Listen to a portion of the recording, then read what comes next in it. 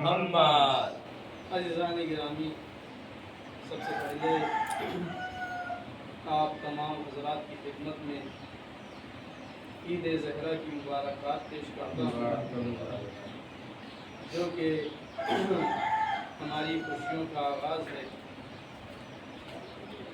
خداوند عالم قرآن مجید میں ارشاد فرما رہا ہے، المومنون والمومنات بعضهم اولیاء بعض یامرون بالمعروف وینہون عن المنکر، کہ مومنین اور مومنات آپس میں بھائی ہے اور ایک دوسرے کو امر بالمعروف کرتے ہیں اور نہی عن المنکر کرتے ہیں، یعنی اچھے کام کی طرف دعوت دیتے ہیں اور برے کام سے روکتے ہیں۔ یہ خداوند عالم نے قرآن مجید میں مومنین کے فرائض کو بیان کیا ہے کہ ایک مومن بھائی کا دوسرے مومن بھائی پر کیا فرض ہے۔ وہ یہ کہ جب ایک مومن بھائی ایک دوسرے بھائی کو برائی کرتا ہوا دیکھے تو اس پر فرض ہو جاتا ہے کہ اسے برائیوں سے روکے اور اچھائی کی طرف دعوت دے، جسے ہم امر بالمعروف اور نہی عن المنکر کہتے ہیں۔ لیکن اس کے بھی کچھ طور طریقے ہوتے ہیں کہ امر بالمعروف نہی عن المنکر کس طرح سے انجام دیا جائے۔ ایک طریقہ یہ ہوتا ہے کہ کسی نے غلطی کیا مجمع میں تو اسے مجمع میں ہی ٹوک دیا جائے، کیا ایسا کرنا صحیح ہے؟ یا اسے تنہائی میں اس کی غلطی کو بتایا جائے۔ تو اس کے بارے میں امام حسن عسکری علیہ السلام اللہم صلی علی محمد وآل محمد، کہ جس نے بھی اپنے دینی بھائی کو تنہائی میں نصیحت کی اس نے اسے آراستہ کیا، اور جس نے اپنے بھائی کو سر عام نصیحت کی اس نے اسے رسوا کیا۔ یعنی امام بیان کر رہے ہیں کہ تمہیں نصیحت کرنی ہے، امر بالمعروف کرنا ہے، نہی عن المنکر کرنا ہے، تو کس طریقے سے کرو۔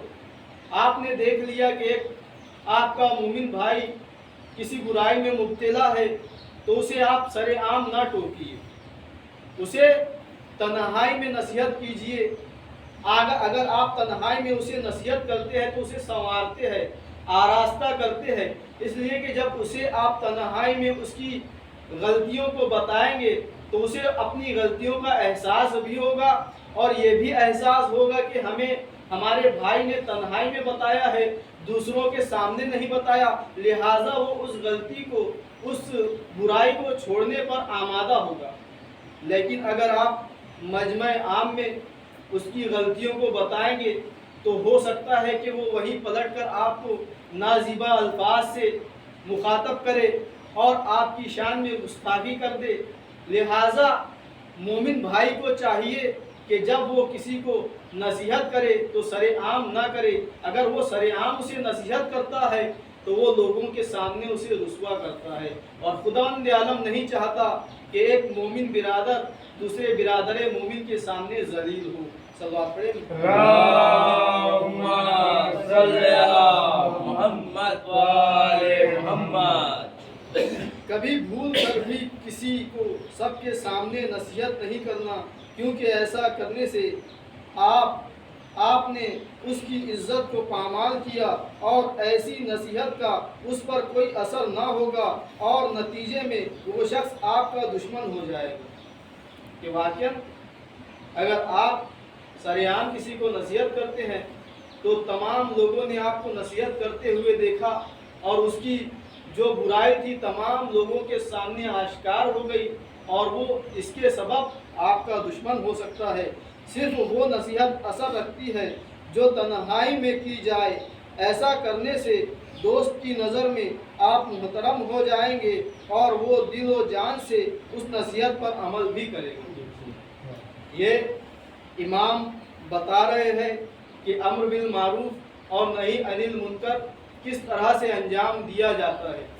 بعض علماء اور ذاکرین بھی جب نصیحت کرتے ہیں تو مجمع عام میں، مجلسوں میں کسی شخصیت کو نسبتاً اسے وہیں ٹوک دیتے ہیں، حالانکہ ایسا نہیں ہونا چاہیے۔ جب آپ نے دیکھا کہ کسی میں آپ کو برائی نظر آ رہی ہے تو آپ کو چاہیے کہ اسے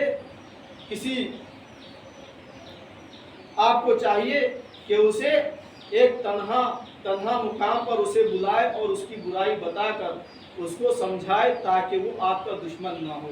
صلوات پڑھیں. اللہم صلی علی محمد وآل محمد.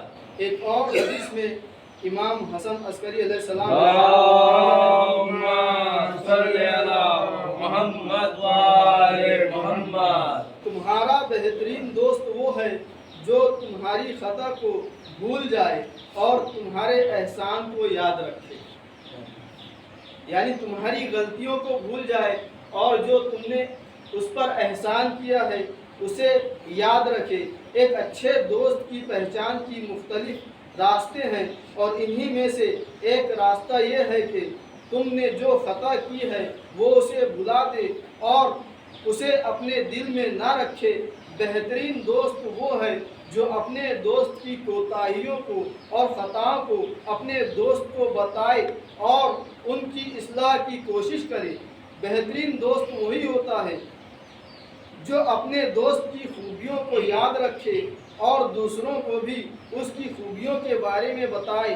لیکن اگر کوئی اس کے برعکس عمل کرتے ہوئے دوست کی برائیوں کو اجاگر کرے اور اس کی خوبیوں کو چھپائے تو ایسا شخص دوستی کے لائق نہیں ہے اور ایسے شخص کی دوستی سے بچنا چاہیے.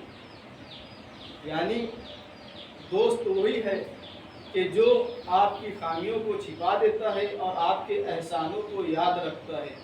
یہ نہیں کہ دوستی میں آپ کی خامیوں کو لوگوں کے سامنے اجاگر کرے اور آپ کے احسانوں کو بھلا دے. صلوات پڑھیں. اللہم صلی علی محمد وآل محمد. ایک اور حدیث میں امام حسن عسکری علیہ السلام اللہم صلی علی محمد وآل محمد ارشاد فرماتے ہیں کہ لڑائی جھگڑا نہ کرو، اس سے تمہاری اہمیت ختم ہو جائے گی. اور کسی سے مذاق نہ کرو کیونکہ اس سے دوسروں میں تم سے مذاق کرنے کی جرأت پیدا ہوتی ہے.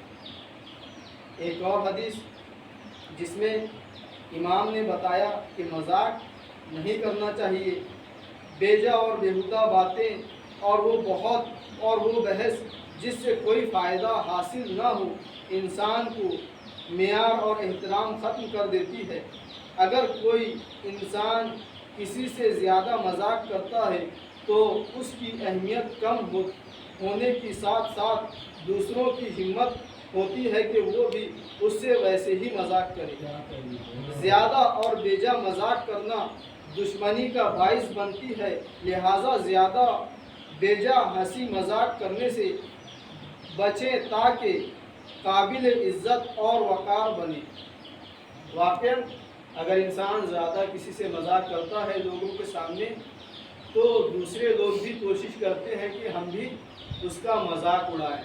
اور بعض اوقات جب کسی کا مذاق اڑایا جاتا ہے تو وہ شخص کو قبول نہیں ہوتا اور وہ اس مذاق کی وجہ سے جس نے مذاق کیا ہے اس سے دشمنی اختیار کر دیتا ہے. لہٰذا انسان کو مذاق کرنے سے بھی پرہیز کرنا چاہیے. ایک اور حدیث میں امام حسن عسکری علیہ اللہم صلی علی محمد وآل محمد. برے شخص کی صفت کو بتا رہے ہیں کہ برا شخص کون ہوتا ہے.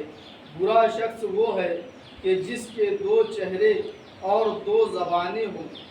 وہ اپنے دوست اور دینی بھائی کی موجودگی میں اس کی تعریف کرتا ہے اور اس کی پیٹھ پیچھے اس کی مذمت کرتا ہے جو اس کے جسم کا گوشت کھانے کے مترادف ہے.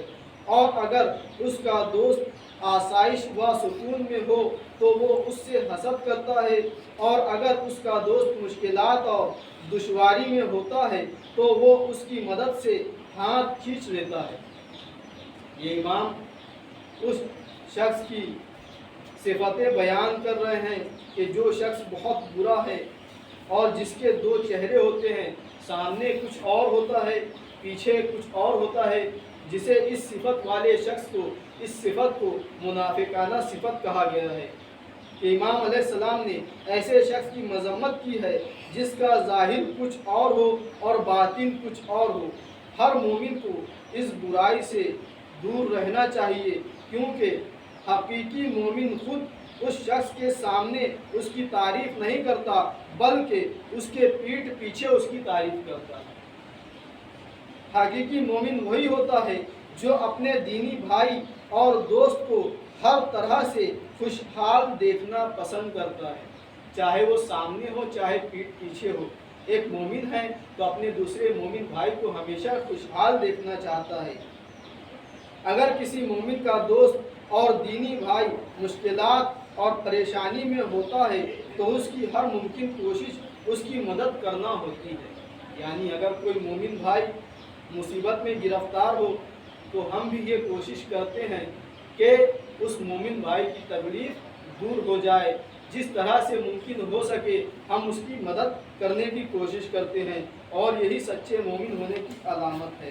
صلوات پڑھیں۔ اللہم صلی علی محمد وآل محمد۔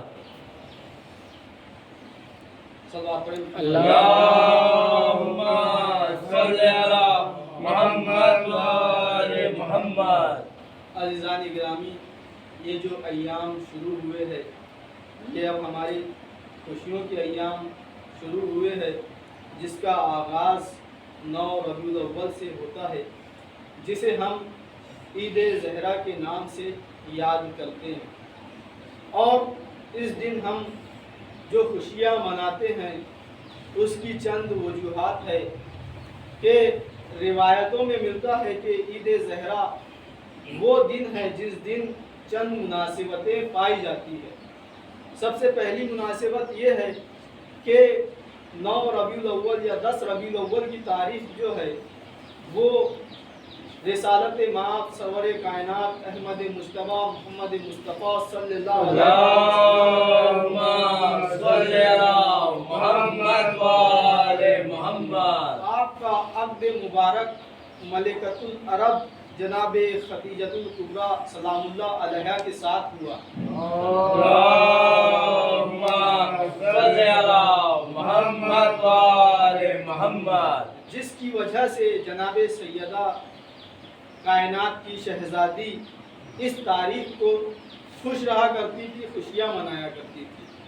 تو چونکہ جناب شہزادی جناب فاطمۃ الزہرا اس دن خوش ہوئی تھی، لہٰذا اس دن ہم خوشیاں مناتے ہیں، خوش ہوتے ہیں۔ دوسری روایتوں میں ملتا ہے کہ واقعہ کربلا کے بعد جو مسلسل اسیران کربلا شہدائے کربلا کا غم اٹھا رہے تھے، غم پہ غم منائے جا رہے تھے، ہر روز غمگین رہتے تھے، امام کا یہ وتیرہ تھا، امام زین العابدین علیہ السلام کا، کہ آپ زیادہ رویا کرتے تھے۔ لیکن 9 ربیع الاول کی وہ تاریخ آئی ہے کہ جناب مختار نے جو شہیدان کربلا کے قاتل تھے ان کے سروں کو امام کی خدمت میں بھیجا، تو اس دن امام خوش ہوئے ہیں اور امام نے اپنے گھر کی بیویوں سے کہا کہ آراستہ ہو جاؤ اور خوشیاں مناؤ، اپنے بالوں کو سنوارو۔ تو دوسری مناسبت یہ ہے کہ اس دن چونکہ ہمارے امام علیہ السلام خوش ہوئے تھے، ہماری شہزادی جناب زینب سلام اللہ علیہا واقعہ کربلا کے بعد پہلی بار خوشیاں منائی تھی، لہٰذا ہم بھی اس دن خوشیاں مناتے ہیں۔ اور عزیزان گرامی، لوگ غم میں تو بہت زیادہ شریک ہو جاتے ہیں۔ راستے میں اگر کوئی روتا ہوا نظر آئے تو ہم بھی اس سے پوچھتے ہیں کیا بات ہے، کیا وجہ ہے، کیوں رو رہے ہو۔ اگر کوئی غم ہے تو ہم بھی اس کے غم میں شریک ہو جاتے ہیں۔